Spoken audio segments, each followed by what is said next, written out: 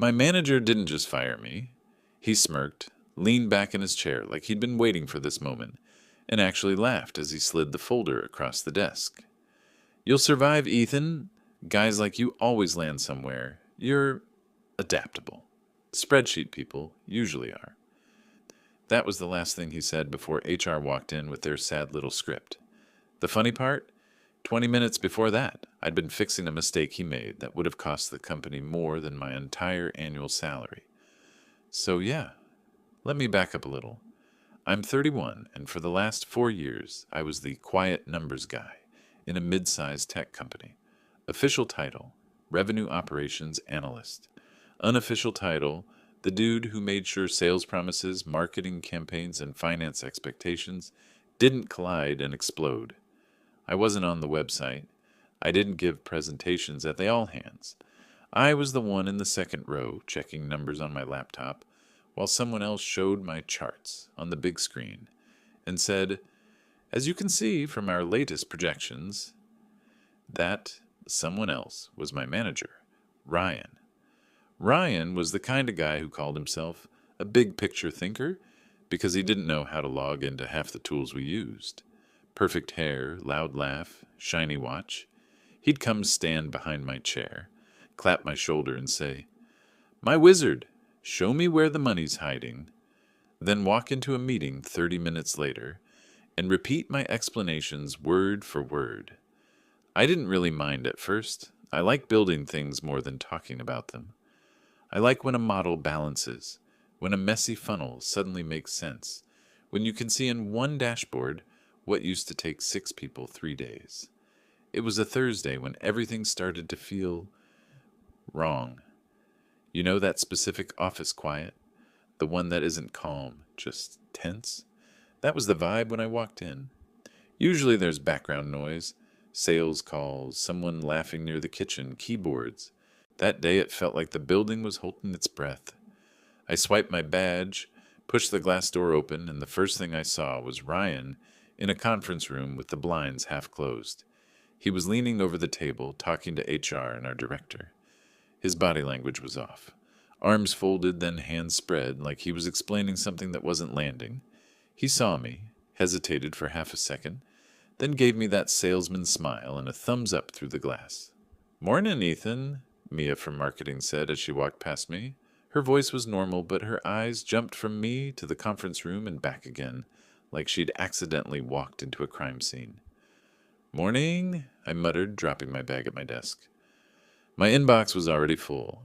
3 urgent flags from sales, 1 from finance asking why the monthly forecast looked aggressively optimistic, and a calendar update, 3:30 p.m. Check in with Ryan. We never had check-ins. It used to be casual. He'd swing by, got 5 minutes, and then sit on my desk like it was a bar stool. A formal invite with HR wording was new. Whatever, I told myself. Maybe they finally want me to present at the Q3 review. Maybe they're restructuring. Maybe it's nothing. I opened the first spreadsheet and forgot about it. That's the thing about my brain. Once I'm inside the numbers, everything else fades. Pull data, clean, validate, push into the model, test scenarios. I get into this tunnel where hours disappear. Around 10th house, Ryan appeared behind me like he always did. Same cologne, same casual. "Hey, Chief." But he didn't touch my shoulder this time. "How's my favorite wizard?" he asked. "Trying to make your favorite wizard's forecast match the promises you made to finance," I said without looking up. He chuckled. "Always so dramatic. We'll land it. We always do." "No, we always fix it," I replied. I spun my chair to face him. "You told finance we can grow 20% next quarter with the same marketing budget. That's ambitious." He grinned. "Hey, they love ambition upstairs. You'll work your magic. You always do. Just push the conversion assumptions a bit. We've got that new partnership, right? The partnership that doesn't start billing until November." I raised an eyebrow. "Yeah, Q3 ends in September, Ryan." He waved a hand. "Details. Look, just smooth it. I need the deck by 2. You're a genius. Make me look good." There it was, the usual line, "Make me look good." He started to walk away, then turned back like he'd forgotten something. Oh, and don't worry about the 3:30 invite. Just a quick sync. Nothing scary. People only say nothing scary when something is definitely off. The day blurred into the same loop. Someone pinging me about a broken dashboard. Someone else asking, can you pull a quick report? That is never quick. Slack lighting up with red dots. I skipped lunch and ate protein bars at my desk, watching the forecast stubbornly refuse to match Ryan's fantasy. By 2:15, I had something that didn't lie and didn't make us look like idiots. Growth? Yes. 20%? Absolutely not. I'd annotated it clearly. Notes, assumptions, risk ranges, the kind of thing that keeps a company out of trouble. Ryan came by again, grabbed the mouse without asking, and scrolled. Can we round that 7.8 to, 12? He asked. No, I said, a little too fast. That's not how math works. He laughed like I'd made a joke. You're so rigid, man. People upstairs don't read decimals. They read vibes. I'm not paid to deliver vibes, I replied. I'm paid to deliver reality so they don't drive this place into a wall. He stared at the screen for a second, jaw working. Just send me the deck, he said finally. His voice was tight. I'll handle the talking points. He walked away, and for the first time in 4 years, I had the feeling I'd just failed a test I didn't know I was taking. At 3:25, my calendar notification popped up like a little yellow alarm. I closed my tabs, saved everything twice, and made my way to the small conference room near HR. The blinds were open this time. Ryan sat at the far end of the table, jacket off, tie slightly loosened like he wanted to look relaxed. There was a folder in front of him, blue, with my name on the little tab. That was new. Hey, Ethan, he said, too cheerful. Grab a seat. HR wasn't there yet. That was almost worse. I sat down, hands clasped in my lap to stop them from fidgeting. What's up? I asked. He sighed theatrically, like this was hard for him. You know I appreciate you, right? No one ever starts a good conversation that way. Okay, I said slowly. You're one of the smartest guys I've worked with, he went on. Your models, your dashboards. Half the time I don't even understand how you do it. You're like, he snapped his fingers searching for a word, a calculator with personality. Thanks, I said. He smiled, but it didn't reach his eyes. The thing is, the business is changing. We need people who can see the big picture, who can tell stories, who can sell the vision, not just, live in cells and formulas. I felt my stomach drop a little. If this is about presenting, I've told you before, I'm fine speaking in front of people. You just never put my name on the invite. He waved that away. It's bigger than that. There have been discussions about restructuring, flattening, making sure we're lean and agile going into next year. Corporate bingo. Restructuring, lean, agile. And? I asked. And? Right on cue, there was a knock on the open door. Hannah from HR stepped in, tablet in hand, closed the door gently behind her. Hi, Ethan, she said softly. Ryan relaxed. It was like having a witness made him braver. And we've made the decision to eliminate your role, he said, almost bright. Effective today. For a second, the words didn't land. It was like he'd spoken in another language, like my brain needed to translate. Excuse me, I managed. He slid the blue folder toward me with 2 fingers. There's a severance package. It's generous considering tenure. Hannah will walk you through the formalities. I didn't touch the folder. My role? I repeated. You're removing revenue operations in Q3 while you're promising 20% growth. Ryan let out a short laugh, like I'd said something cute. Come on, man. Don't make this awkward. The systems are built. The dashboards are there. We'll automate the rest, or outsource if we need to. You've done great work, but it's, plug and play now. Hannah shifted in her chair. She wasn't looking at me. She was looking at the table, lips pressed tight. You think this place runs on dashboards you don't understand? I said slowly. My voice was calmer than I felt. You think you can just Plug and play the last 4 years? Ryan leaned back, laced his fingers behind his head, and actually laughed. A full-body, amused laugh, like I'd told the best joke of the day. Ethan, buddy, he said, shaking his head, you're good, but you're not special. We'll be fine without your spreadsheets. But that was just the beginning. I didn't realize it then, sitting in that glass-walled room with a blue folder in front of me, but Ryan had just pulled the one brick that kept the whole operation standing, and he did it laughing. He expected me to break, or fight, or beg. I did none of that. I signed where Hannah pointed, handed over my badge, packed the few things on my desk, and walked out of a job I'd quietly built my life around. The funny thing about being the numbers guy, people only notice you when the numbers stop behaving. I was gone for exactly 3 days when the first message hit my phone. It wasn't from Ryan. It wasn't from HR. It wasn't even from someone in leadership. It was from Aaron, a junior analyst I'd been mentoring, the only person Ryan openly ignored more than he ignored me. Hey, did you change something in the forecast automation before you left? Everything is off. I stared at the message for a long second. I hadn't changed anything. That was the point. Without me, the system was exactly what Ryan thought it was. Plug and play. Except it wasn't. All those simple dashboards Ryan bragged about, they weren't dashboards. They were living organisms held together by cascading queries, custom scripts I wrote on weekends, and manual checks I'd run every morning before anyone came in. Ryan never knew how any of it worked. He just liked the colors. I typed back. Nothing changed. He replied almost instantly. Then something's breaking. Hard. I didn't answer. Not my circus anymore. But on the 4th morning, I opened my laptop out of habit and saw that 2 more messages from former teammates had come in overnight. Do you remember the threshold logic in the churn model? It's throwing errors. Finance is freaking out. They say projections don't make sense. Should we tell them to call you? I closed the laptop. Let it burn, I told myself. You don't owe them a thing. But curiosity is a stubborn instinct, and spite is even worse. That afternoon, LinkedIn showed me a job posting. Revenue Operations Analyst.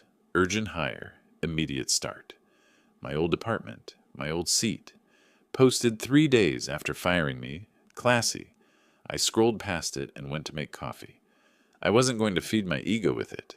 I wasn't going to check how many people applied. I wasn't going to care.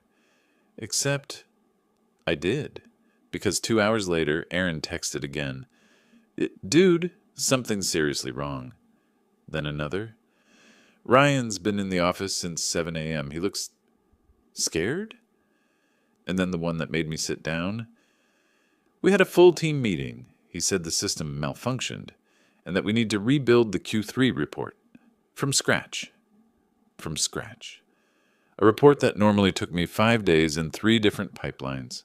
I shouldn't have felt satisfaction. I should have felt bad for them. The team, not Ryan. But this wasn't tragedy. It was math. You remove the constant, the variables scatter. Still, none of that prepared me for the message I got that evening from someone I hadn't talked to in months. Jessica, a senior project manager who never texted unless something was on fire. What did you do before you left? I stared at her message. What do you mean? She called me. Didn't even wait. Ethan, everything is breaking, she said in a whisper like someone might be listening. The forecast file won't open. The revenue dashboards are pulling negative numbers. The churn model is showing impossible patterns. Finance thinks something's corrupted. IT can't trace it. I didn't do anything, I repeated. She exhaled sharply. I believe you. But Ethan, this looks like sabotage. I laughed out loud, which made her fall silent. Sabotage? Jessica, if I wanted to sabotage the place, I would have left one line of wrong code buried deep in the forecasting logic. You wouldn't notice it for 3 months, and then Q4 would combust. Are you joking? Mostly. She sighed. Look, people are panicking. Ryan is pretending it's a temporary glitch. But if this reaches the director, not my circus, I reminded her gently. A long pause. Yeah, she said quietly. I know. We hung up, and for the first time since the firing, I felt something warm in my chest. Not vindictive joy, not revenge, clarity. I'd been the invisible safety net for the entire revenue engine, and the moment they cut me loose, the holes showed. But the real turning point came 3 days later. A message from Aaron again, this time just one sentence. No emojis, no panic, no fluff. The CEO is flying in tomorrow. My pulse flickered. The CEO. A man who hadn't set foot in our building in almost a year. A man who only showed up when something was either extremely good or catastrophically wrong. And then Aaron added, he wants the full reporting stack, every file, every model, every system walkthrough. Ryan looks like he hasn't slept. That made me sit forward, because Ryan couldn't give the CEO what he was asking for. He didn't know where the reporting stack lived. He didn't know how the models were connected. He didn't know which files were automated and which were manually maintained. He didn't know that 2 critical dashboards still required a hidden refresh sequence only I knew. He didn't know anything. And for the first time since he fired me, I felt the shift.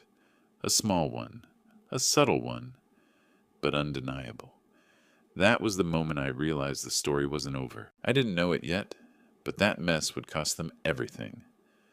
The morning the CEO arrived, the entire building seemed to tilt. You could feel it in the air. That tight, brittle kind of silence that only happens when people are running around pretending they aren't panicking. I wasn't there, obviously, but I didn't need to be. My phone started buzzing before 8 a.m. First from Aaron. He's here. He didn't even go to his office. Straight to the conference room. Then from Jessica. Do you remember the data validation script you added earlier this year? It can't find it. They're asking for documentation. Then from someone I barely talked to when I worked there. You didn't leave notes anywhere. I hadn't, not because I was hiding anything, but because I was the notes. I was the documentation. You don't write a manual for the thing you touch every day. I tried to ignore it. Tried to go about my day, grocery run, laundry, small chores. But the notifications wouldn't stop. Around noon, Aaron sent a message that made me sit down mid-step. The CEO asked to see the attribution model. Ryan told him you built it. CEO asked, where is it? Ryan couldn't answer. Then opened me. He's getting frustrated. Then he asked for all owners of all files. Your name is everywhere. Another message. This time voice. He sounded breathless. Dude. The CEO looked at a dashboard and literally asked, why is this still showing April's data? And Ryan said, the automatic refresh sometimes lags. The CEO asked how to refresh it manually. Ryan didn't know. He asked IT. IT didn't know. I told them it requires your sequence. They asked what that meant. I said, 3 steps. 2 in the back end, 1 in the UI. The CEO just stared at Ryan like he'd grown a second head. I leaned back on the couch, rubbing my forehead. The sequence wasn't complicated, but only I knew it because I was the one maintaining the entire architecture. Oh, and Ryan, he thought reporting systems were IKEA furniture. Assemble once and forget they exist. But the real eruption happened around 1 p.m. Jess again. The CEO asked Ryan to explain the logic in the Q3 forecast. Ryan said, it's pretty straightforward. CEO asked him to walk through it. He couldn't. Then she added, CEO asked who built it. Ryan tried to say it was a team effort, but your username is literally in 6 different layers. I didn't smile, but something inside me finally exhaled. Around 2 p.m. Aaron called. Not text, not voice note, a real call. I picked up. You need to hear this, he said. I could hear shouting in the background, not loud but sharp. Controlled, the kind of shouting from someone who doesn't normally raise their voice. What's happening? Dude, it's bad. The CEO is going through every system, every model, every dashboard, and every single time something breaks or doesn't make sense, he asks who created it. And it's you. Always you. Your name, your versions, your folders, your scripts. He asked Ryan why he fired the person who built the entire revenue framework of the company. Ryan said you were not aligned with the company vision. I let out a low breath. And the CEO believed that? Oh, hell no. He asked Ryan to pull up the workflow documentation. Ryan said you never wrote any. CEO asked why he didn't request any. Ryan said he trusted your process. CEO asked why he didn't understand that process. Ryan froze. I closed my eyes. I could almost see it. Ryan sitting there, palms sweating, trying to spin his way out of a hole he didn't even know how to measure. Aaron's voice dropped lower, and then CEO asked him a question. Very simple. What exactly would you say Ethan did here? I laughed. I couldn't help it. Oh no, I whispered. That question. Yeah, Aaron said. That question. There was a clatter on his end. Aaron whispered, oh, wait, something's happening. I stayed silent, listening to muffled voices. I couldn't make out the words, but I recognized the tone. That soft, cold, disappointed tone powerful people use when they've already made their decision and are just letting the other person talk himself deeper. Finally, Aaron came back on the line. He's gone? What do you mean, gone? They escorted him out. My heart thumped once, heavy. Ryan? I asked. Yes. HR walked him out. He didn't even pack his desk. CEO called it gross negligence of operational infrastructure. I've never seen anyone fired that fast. I didn't say anything. There are moments in life where justice isn't loud. It's quiet, precise, mathematical. Aaron kept talking, voice shaking. And, the CEO wants to talk to you. My breath caught. What? He told HR to contact you immediately. He said, and I quote, find me the person who actually ran this department. I didn't answer for a few seconds. Not because I was shocked, but because something else hit me. This was the first time anyone had acknowledged what I'd been doing for years. The first time someone saw the machinery behind the curtain. The first time someone said it out loud. Aaron exhaled into the phone. I don't know what you did to keep this place running, but, man, we all knew you were important. We just didn't know you were everything. I swallowed hard. Thanks, Aaron. He hesitated. You're coming in, right? I looked around my small apartment. The quiet, the calm, the life I was starting to rebuild. Then I said the only thing that felt true in that moment. They thought I was gone, I said softly. I wasn't. It wasn't a threat. It wasn't revenge. It was a fact. And the story wasn't finished yet. They thought I was gone. I wasn't. I didn't rush to answer HR's email. I didn't jump on the first call. After 3 years of being the guy who fixed emergencies before anyone even saw them, I let this one sit for an hour. Just one. Long enough for them to feel the absence. Long enough for me to feel the difference. Then I wrote back, I'm available this afternoon. The meeting was scheduled at 4 p.m. No office, no conference room. The CEO wanted to speak off-site. Neutral ground, the assistant called it. We ended up in a quiet corner of a hotel lounge, warm lighting, soft jazz, the kind of place where decisions get made before anyone writes them down. He was already seated when I walked in, not with a laptop, not with a stack of papers, just a notebook, a pen, and a look that was very different from the one Ryan used to give me.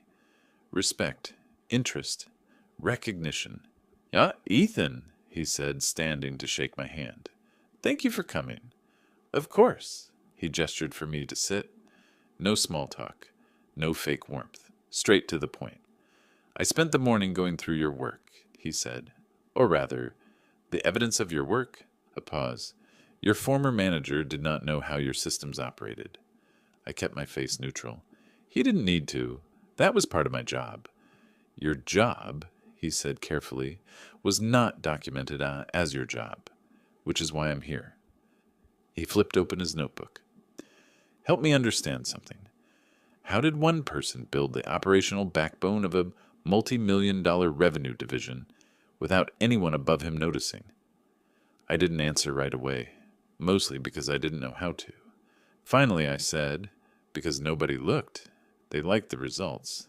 They didn't ask where they came from. The CEO studied me like he was memorizing something. Your systems, he continued, are clean, efficient, modular, and very, very difficult for anyone else to replicate. That is both impressive and problematic. I nodded. I didn't build them to be complicated. I built them to be accurate. And they are, he said, more accurate than anything we've used before, which is why I want you back. There it was, simple, direct. I'm not returning to the same role, I said calmly, or the same environment. You won't be. He pushed a small folder toward me, thinner than the one Ryan had used, but infinitely heavier in meaning. This is an offer, new position, director level, direct report to me, dedicated team, full control of revenue operations, analytics strategy, and systems architecture. I opened it. Title, Director of Revenue Intelligence Salary. Almost double my old one equity. More than I expected. Authority, real, not decorative, Ryan's job. Completely gone. Eliminated, not reassigned. I closed the folder. It's a generous offer. It's a necessary one, he corrected. This company ran on your invisible labor. I don't reward invisibility. I correct it. A strange warmth settled in my chest. Not pride, not ego. Something quieter. Peace. Before I accept, I said slowly, I want to be very clear about one thing. Go ahead. I won't be cleaning up Ryan's messes for the next 2 years. If I come back, we do this right. Documentation, team, transparency, no last-minute promises to finance, no magic quotas, no political games. Agreed. And I choose my own team. Done. And, I added, no one rewrites my work and claims it in meetings. The CEO's expression sharpened. That will never happen again.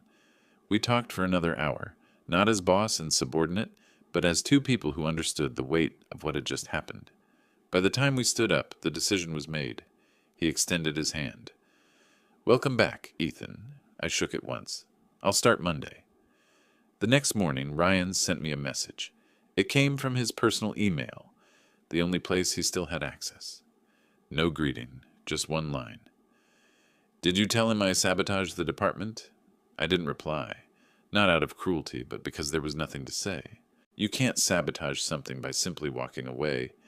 You can't break a system by no longer holding it together. He did that on his own. I started my new job with a team of 4 analysts who looked at me like I was some kind of myth. The ghost who kept the company's numbers alive all these years. I wasn't a ghost anymore.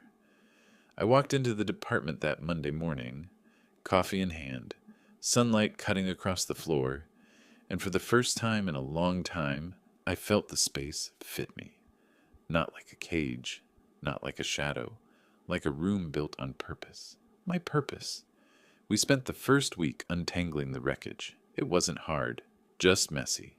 Systems I'd built came back to life with a few gentle adjustments. My team learned fast. They asked questions. They cared. No one laughed at the work. No one dismissed the details. No one stole credit. By Friday, the department ran smoother than it had in years. The CEO stopped by my office, leaned against the doorframe, and nodded at the dashboards glowing on my screen. Tell me, he said, is everything finally stable? I took a sip of my coffee, watched the numbers update cleanly, flawlessly, beautifully. Yeah, I said, it is. He smiled. Good. Then get some rest. You've earned it. He left.